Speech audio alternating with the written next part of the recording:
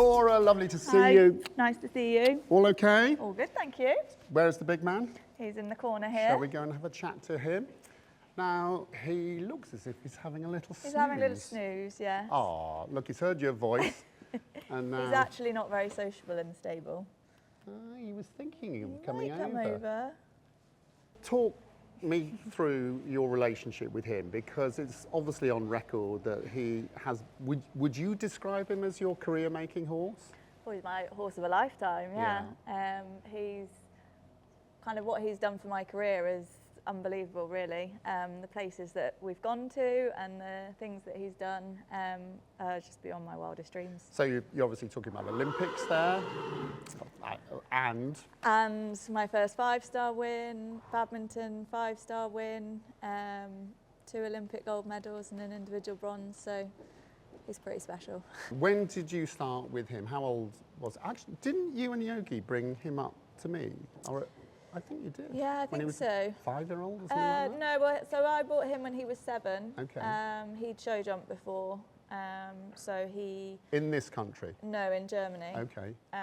So he started eventing as a 7-year-old and went up the ranks quite quickly. As a 9-year-old, he won Blenheim 8-9-year-old championships. So he had a bit of a fast track up the levels, but from the moment I saw him, I always thought he was going to be a superstar. He did have to learn a few things along the way because he wasn't naturally brave cross country, but we built a partnership. That's interesting. So what sort of fences would he Well, he thought he was a little bit pretty to get his feet wet. So that's the dressage bit coming out. So he didn't really like water or mud, Yeah. and ditches, which is not great for an event horse. No. But what I find, that's why I find what he's done so amazing, because he's done it through trusting me, building a partnership, and there was a lot of years where I genuinely could feel he was like, "Are you really sure it's safe?" And I said, "Yes, please go." Yeah. And he trusted me, and he did what I wanted him to do. So, I mean, now he's a superstar cross-country horse, but it's taken time. And I'm interested in your remark that you said you felt at one point that he was almost too good for you. I mean, that's the sort of thing that I can imagine coming from, say, Pippa Funnell, or actually many great horse people, that kind of imposter syndrome almost. Yeah. So you really did question that he was too good for you? Yeah, genuinely felt like I just was getting in his way of being the star that I knew he was, and just didn't, through wanting to not make mistakes, I was then making huge mistakes because I wasn't giving him clear instructions. I wasn't riding him like I'd ridden him all the way through. He sort of just got to the point where everyone had him on a bit of a pedestal, and I was like, "Oh, I don't want to mess up, and I'll just sit and do nothing." And then he was a bit like, "Where have you gone? What do I do?" And I think that was, like, it was awful at the time, but it probably was the best thing that could have happened, because it taught me to shut everything out and just trust the process and trust the relationship, and realise that if I ride them how I know I should, then it is good enough. And the other thing that I really admire about you is you don't mind sharing the thrills and spills and the bits that go wrong. The reality. The reality. I noticed, as an Instagram newbie relative to you, I noticed that you put all sorts of failures or crashes or all sorts of things on your Instagram. Yeah, I think like one thing that slightly irritates me about social media is this, fake side of it, that you only show the good parts and you only show the success stories, and the reality is it's not as simple as that. It's not as straightforward as just you turn up and you win. So trying to keep it real, and showing, part of that is showing the failures and when things don't go to plan. He's a great example of it hasn't been plain sailing, and things have gone wrong, but look what he's also done on the flip side of that. So I guess it's part of it is to try and give younger people, even older people, but just the real side of it, that don't give up if things don't go right, and to keep moving forwards and keep trying. And if you have a bad day, don't think you're the only person that has a bad day. Well, talking about things not going to plan and having a bad day, you've also had some... A really bad day. You've had, yeah, very bad days, and one particular very serious accident. And obviously, that you bounced back from that. But can you talk to me, how do you feel about talking about your accident?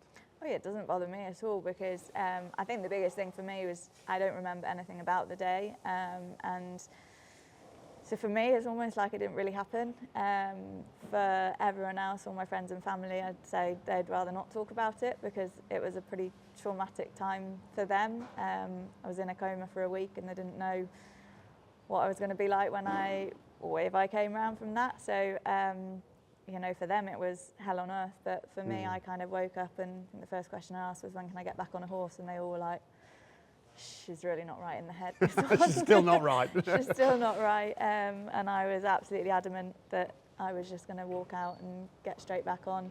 Well, it's a terrible thing to happen to anybody, but it's a great success story afterwards. And you know, your story, and you are, you know, well, that success story. But you did mention in the course about the advice you got from Yogi Breisner, who I know has been a big help and supporter and mentor of you for most Since of your... I started eventing.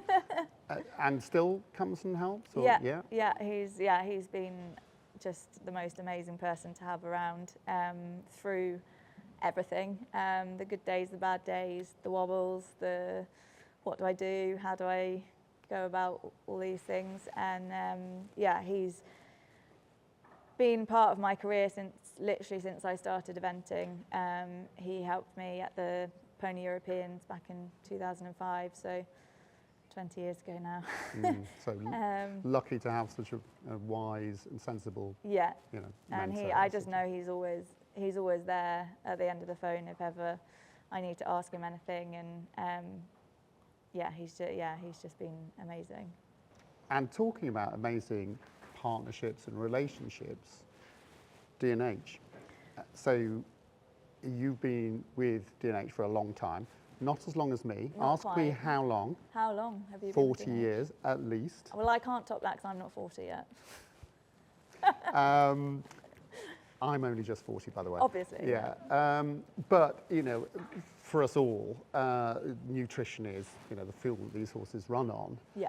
So really important. How do you do you ride nearly all these horses yourself? Yeah. So you get the feeling of what they need.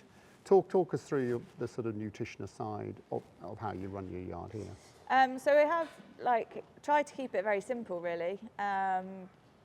We start on a basic with the young horses will just be on fibre nuts, and then build it up from there, depending on how they feel, the temperament of the horse, how they look. So then the competition horses, unless they're really hot and a bit crazy, will all move on to Elite Sports Muesli. So that would be the kind of baseline diet for a majority of the competition horses from novice upwards. And then if they are a bit skinny and need a bit more condition on, then we add in some build-up mix or the build and glow if they don't need any more energy. So it's knowing the horses, knowing what they feel like, knowing what they look like, and making the alterations depending on those kind of elements, really. What's also really useful to have is the nutritionist at D&H, who, if I've got any concerns, which in the past we've had horses that tie up, so ring them for their advice on what's best to feed for those more difficult horses, and just to kind of get a backup that I'm doing the right thing, and they'll come out and check the horse's weight and check that I am doing the right thing. Yeah, and I really like your stable set up here, and it's very social for the horses. They can all see each other, and they look very contented. Yeah, they're very happy, healthy horses.